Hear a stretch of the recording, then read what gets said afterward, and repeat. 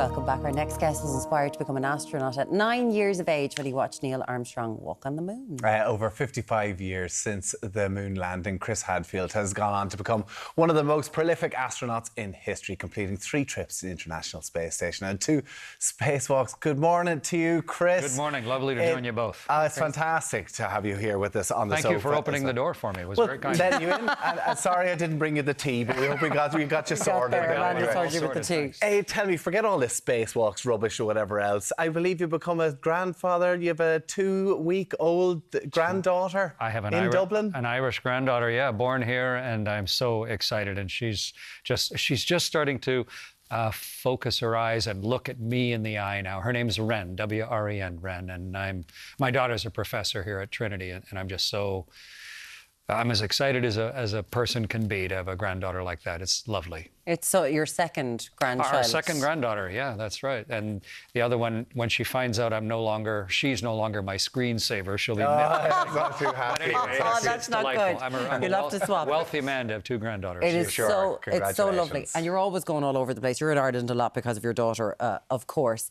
But I suppose there's so much going on in the world, especially in relation to space, in leaving our own world. A lot on the news, obviously, of the 2 astronauts that were stranded on the International Space Station, Butch Wilmore and Sonny Williams. Yeah, I know them both well. Yeah.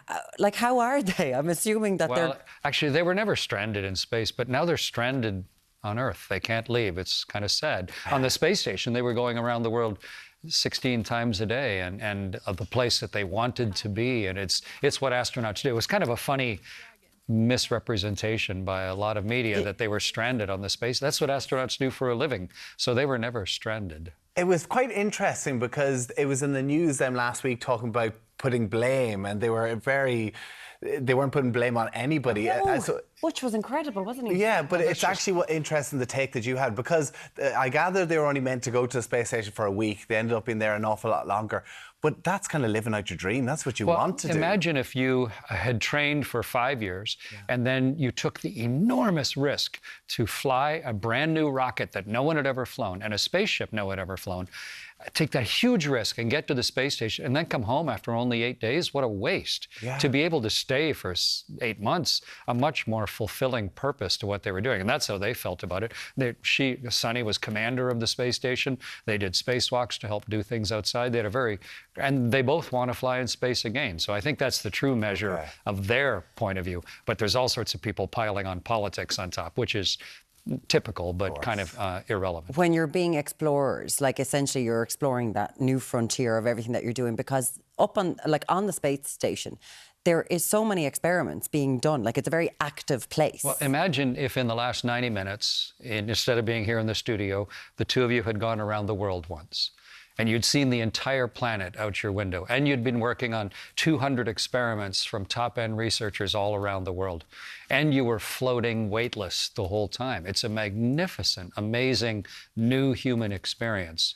And we've been living on the space station for almost 25 years. So it's kind of an amazing time in history where we're leaving the planet. And it gets lost in all the daily interpersonal hubbub, but it's also pretty historic. I want to get to that, leaving the planet, in a second, but I have to ask you about a spacewalk. You've done 2. I've done 2. Right? Explain to us, that must be the most special thing that anybody could ever do. Yeah, you're wearing this very cumbersome, it looks like a suit of clothing, but it's really a one-person spaceship. You know, completely independent, with all of your life equipment on life support and a jetpack on your back. And you're in this tiny little airlock, dark, bumping around. You open the hatch, you grab on, and you pull yourself out into the universe. And now suddenly the world is huge and silent and fantastically gorgeous to look at. And you look the other way and you're in the eternal blackness of the universe itself. And that's you. You know, this little kid who grew up somewhere who's now out physically starting to take the first steps away from Earth. It's overwhelmingly beautiful. But also there's a great sense of humility and portent in what's happening. It's an amazing human experience. When you say words like that and describe an experience like that, I go to a place of terror. Like, there are people who are born for this and people who aren't, because that, my brain goes to the infinity the infinity of space and Right. and kind of the nothingness or whatever. I know you wouldn't say nothingness, but then that quiet, like I actually can't imagine it, and it feels scary. Like I watched Gravity, and I think I hid under my thing. I was like, oh my God, they're just floating away, and there's nothingness. There's just, where are they going? Well, I drove here on the M50. We almost hit another car. It's kind of dangerous this morning, so yeah, a lot less collisions up there. No, I mean, everything worth doing in life has risk.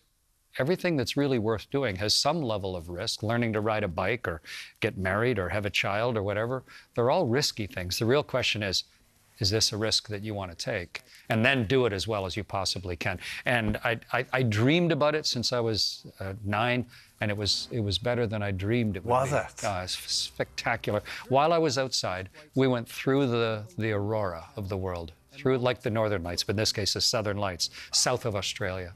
And they were pouring around me and pouring around the ship. And to be able to surf on the world's aurora, it's a risk worth taking. Oh my God, it sounds amazing. When we mentioned there, you saw Neil Armstrong at the age of 9 years old. Yeah. Like, was that the dream? Yeah, my parents let me, in Canada where I live, it was late at night in the middle of the summer, and my parents let us stay up late to watch it. And my brother and I were on a couch like this one, you know, a whole bunch of people in the living room because there was only one television on the island where we spend the summer. And I just thought, that's the most amazing human adventure that I could imagine. I want to do that. If that's a thing that people can do, then I want to do that. I'm going to grow up to be something. Why don't I grow up to be that? And so I consciously decided, just as I was turning 10, that of all life's adventures, that's the one I want to be part of. And amazingly enough, a lot of things had to happen, Yeah. and I had to change who I was significantly. But the stars aligned, and I flew in space, as you mentioned, 3 times.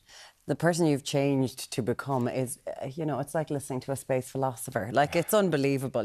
Like, why aren't you doing ASMR and calming everyone down from their anxiety just talking to us at night? It's so wonderful. I suppose. Come to my show, and I will. Oh, there we go. There he goes. He's straight in. We're getting to the show. Many tickets left. June 15th is when you're going to be in the Borgosh Energy Theatre. But I suppose people have gotten caught up. It's gotten quite political. Space, it always has been political. Always Let's has be been. honest, the space race, it's always Sure. been political. But people have gotten into the minutiae of like how it is on your body, on your mind when you're away, especially when people were thinking about Sonny and they were seeing Butch and Sonny taken out of the capsules in the way that they were. It's got to be mad after 5 months to come back to gravity. Yeah, and for Sonny and Butch, it was almost 9 months. Yeah. But your body adapts to being in space pretty completely after about a month. So whether it's a month or 5 months or 9 months, your body's sort of fully adapted to being weightless. So when you come back, I mean, you've been this graceful, elegant, lazy person because you don't even have to lift your arm, or don't have to hold your head up, and your heart shrinks because it doesn't have to lift your blood all the way from your toes to your head.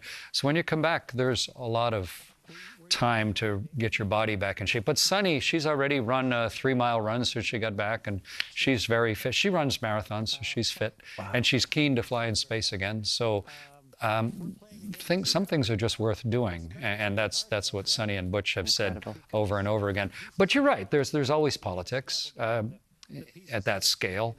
But you have to recognize what's real and what's just posturing, and not get too caught up in the day-to-day shouting of people. Well, what do you make of it? I suppose the richest people in the world are involved in the space race, if you want to call it that now, in Elon Musk with SpaceX, and you've got Jeff Bezos with the Blue Origin. We've got this Katy Perry and Gayle King and Lauren Sanchez are going up on this girls' mission or whatever way they're trying to parse it. What do you make of all of that? Well, I think if we were sitting here 100 years ago, when aviation was new and the very first airlines had just started flying, and we were discussing airplanes, it would be sort of like, well, you know, that's what's wrong with a horse and a autobus, you know, and what is all this new stuff? And it's dangerous. Airplanes crash all the time, and you know, and no one knows how to integrate it into society. That's kind of where we are in spaceflight. You say it's just billionaires. It used to just be trillionaires. You had to be the United States or the Soviet Union because it was so complex and dangerous and expensive. But the cost is plummeting so that now 4 women can buy a ticket and just go by themselves up to space. There are 4 people that just launched last week for 4 days and went around the North Pole and the South Pole for 3 days. The technology has gotten so good that the price is rapidly dropping. And it's sort of like aviation early on. And you need to recognize we're in transition right now, and it will settle out with just another thing that people can do. But for now, it's just confusing, especially when everybody's yelling about it every day. Whenever you're doing your show in the Board Gosh coming up, you will discuss the unique perspective you have of where we are in human history. Can you give us an inkling of what you believe? Sure. I have 7 friends right now who are living off-world. We've been living off-world since the turn of the century. Some human beings no longer live on Earth. And there are 4 friends of mine going to the moon in 10 months. And a private vehicle landed on the moon a month ago. A company built a little lander that landed and did experiments and drilled into the moon. There's 400 billion liters of water frozen into the craters of the moon. So all of the space agencies are working towards building the first settlements on the moon, solar-powered, using local water. And so that's where we are in history. We're leaving Earth. For the first time in 4 billion years, life is leaving Earth. And it all gets lost in the stuff we all distract ourselves with every day. But that's actually where we are historically. And politicians come and go. We hire them for a 4-year cycle for a reason. And they do what they're very passionate about, good or bad. But meanwhile, humanity is exploring and leaving to kind of a new whole continent of opportunity for the first time ever. And I think it's important to pay attention to the day-to-day and the good and the bad of that, but don't lose sight of what we've been doing for 300,000 years and where we are this year. Amen. Let's go. We're going to space. Come on, Tommy, let's go. It's incredible the infinite resources that are available. We see satellites where the trajectory of the world is going. Right. Is it exciting or is it scary? Well, things are only scary if you're not ready. Is the world ready, though, to take... The world's never been ready for the future, but somehow we've muddled along, even with civilization, for 10,000 years. And there's always things to be concerned about. We've gone through world wars. We've gone through the invention of nuclear power. We've gone through the plague, and big pandemics. We've gone through huge blasts. Here's a really interesting thing. If you look at trees from the year 760 or so, they soaked up, if you take that little tree ring from 1 year, it soaked up a huge amount of radiation because there was a huge blast from the sun 1,300 years ago. So occasionally we've lived through enormous blasts of electromagnetic energy from the sun, and yet we're still here. We're still here. And we're muddling through.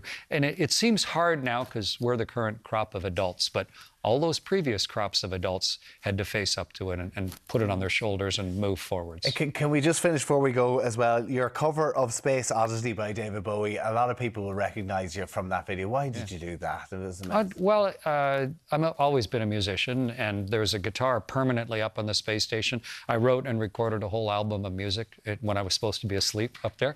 And my son said, "Dad, all kinds of people, you should cover a sort of a well-known space song." So I had the ridiculous audacity to cover a Bowie tune.